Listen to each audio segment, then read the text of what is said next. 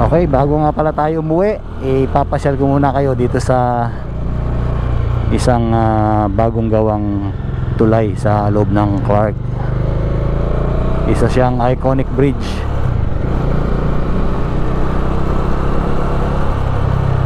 Siya yung tulay na nagdudugtong mula sa Clark papunta sa New Clark City sa Capas, Tarlac. At ano na, open to the public na siya. Pwede na siyang daanan. Doon tayo dadaan, tapos ang labas natin ay sa Bamban.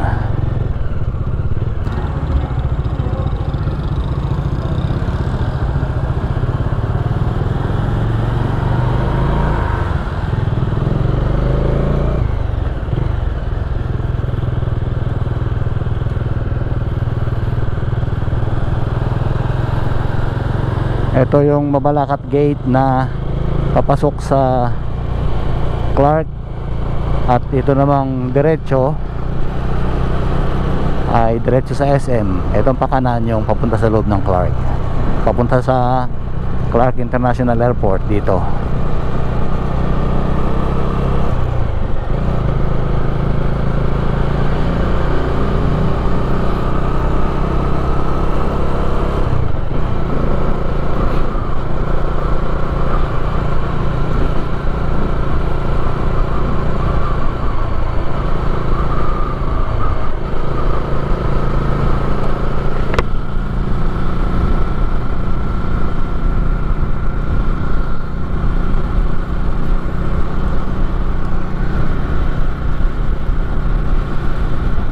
Ang ganda ng panahon, no?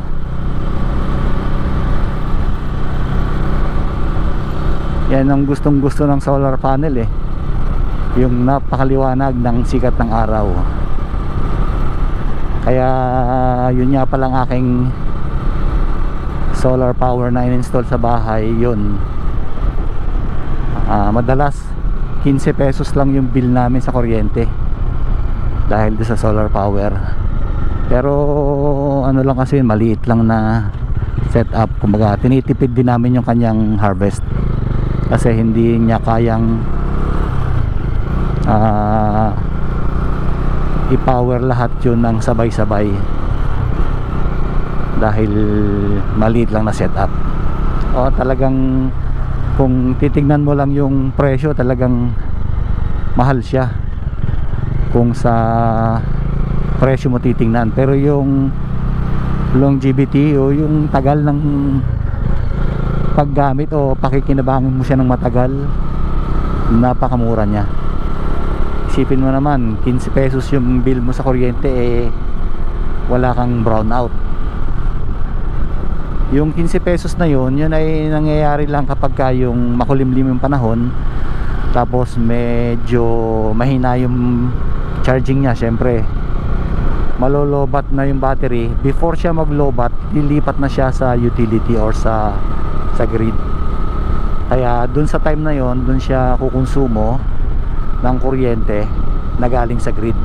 Pero kapag nasikatan na ulit ng araw yung solar panel, mag-produce na ulit siya ng magandang harvest at na-reach niya yung low voltage reconnect, mag-o-automatic siyang babalik sa solar power na hindi mo nararamdaman or hindi mo namamalayan dahil naka-automatic transfer switch na siya.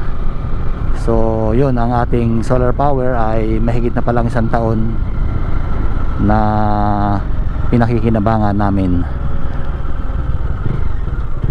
Yan yung sinasabi ko sa inyong iconic bridge.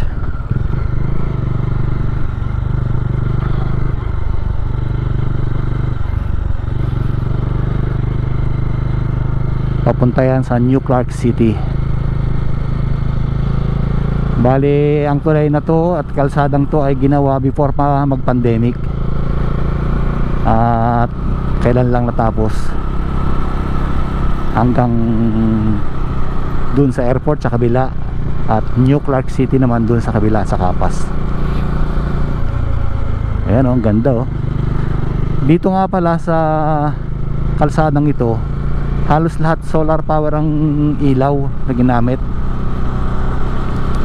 Kaya mapapansin nyo walang linya ng kuryente rito, pero lahat yan naka solar power.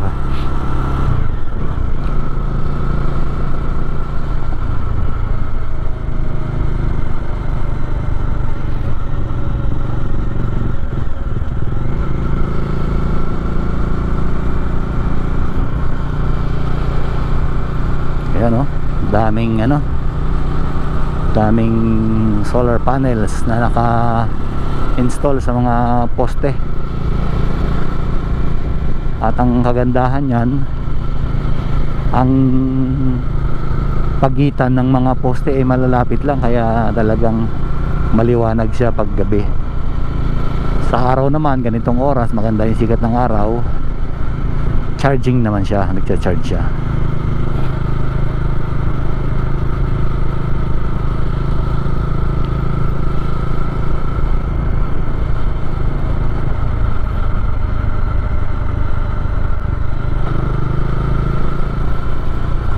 Ito ay bundok na binutas, o yan, pinatag yung daan, yung bundok pinatag para maging kalsada. Ayan,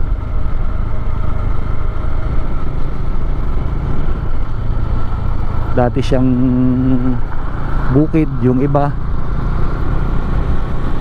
tapos ginawang kalsada. Ito parang gagawing gagawing park, kasi may mga space pa doon sa gilid na ginagawa, parang gagawing mini park. Ayan, lahat naka solar power yan.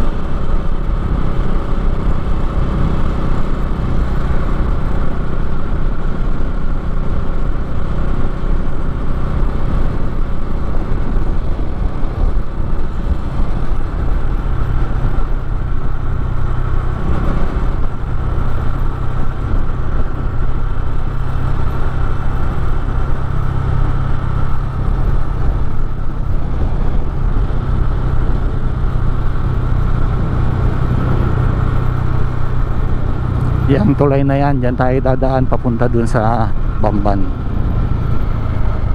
Tingnan, sarado. Sarado dun sa kabilang daan.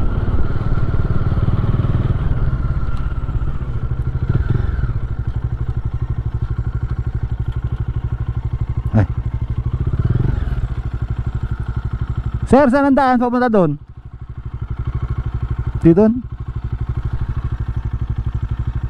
Teka, malayo pa pala para sa kabila. Ay, mabigat.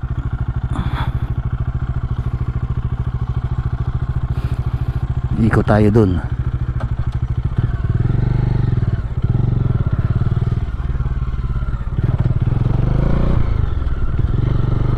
Harap tayo ng U-turn.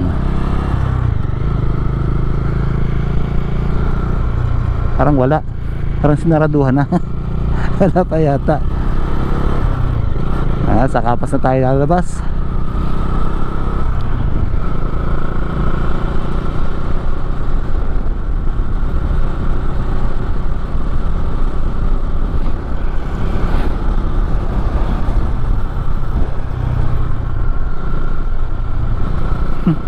Walang U-turn.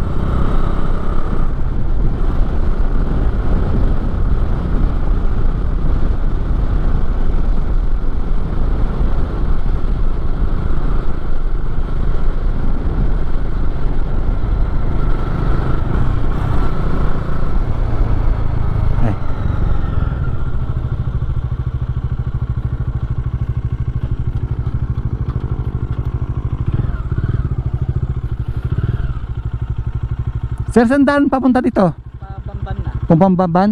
Ah, sige po, thank you po. Dito pala. Dito na tayo dadaan. Ayun.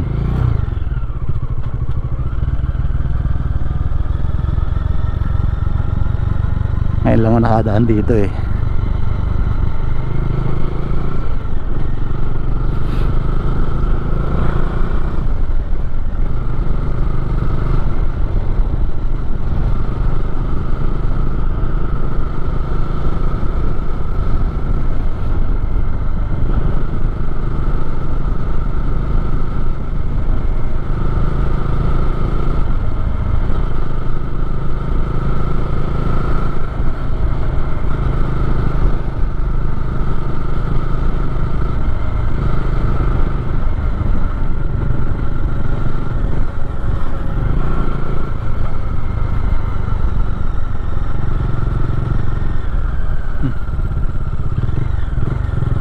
Yun, may exit.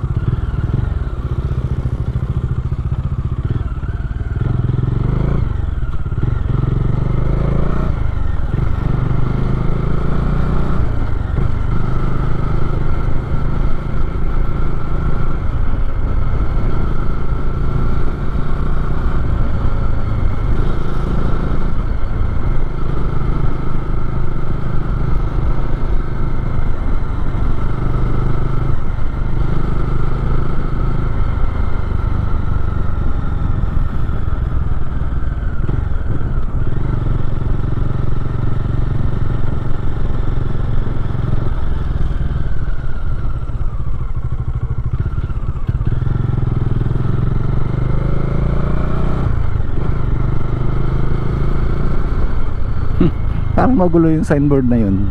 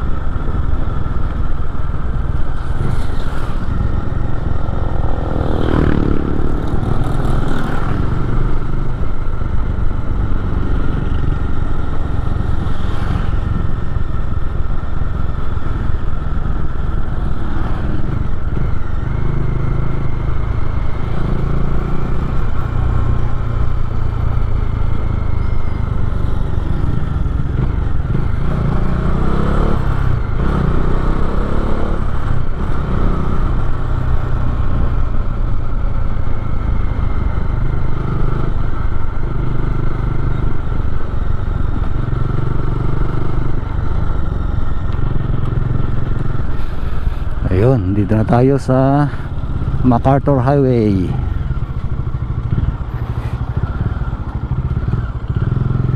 At dito madadaanan din natin ang isa pa ring iconic bridge. Ito yung tulay sa boundary ng Pampanga at Tarlac.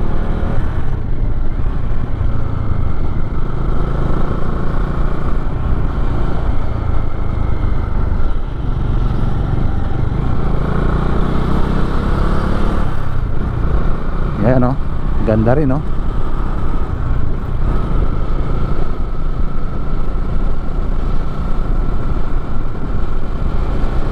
Ganda.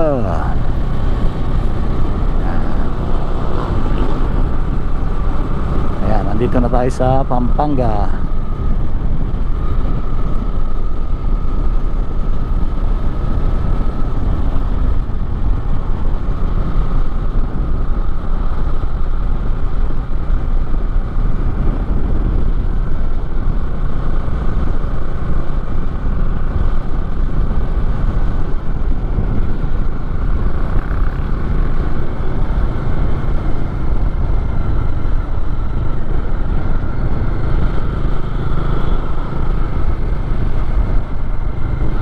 Bali yung dinaanan natin kanina dun, umikot lang tayo dun sa likod nitong bundok na to, oh.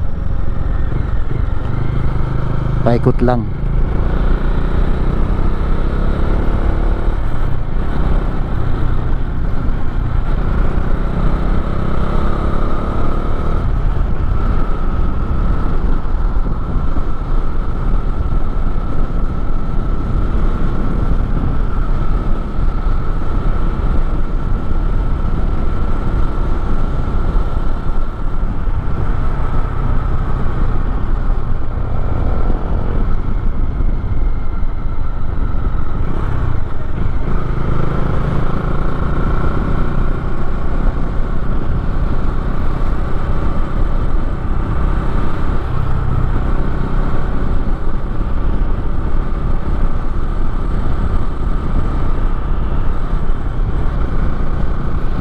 Okay, hanggang dito na lang ang ating mini vlog. Hindi pala mini, mahaba rin to. At tayo ay mag-aayos ng wiring ngayon.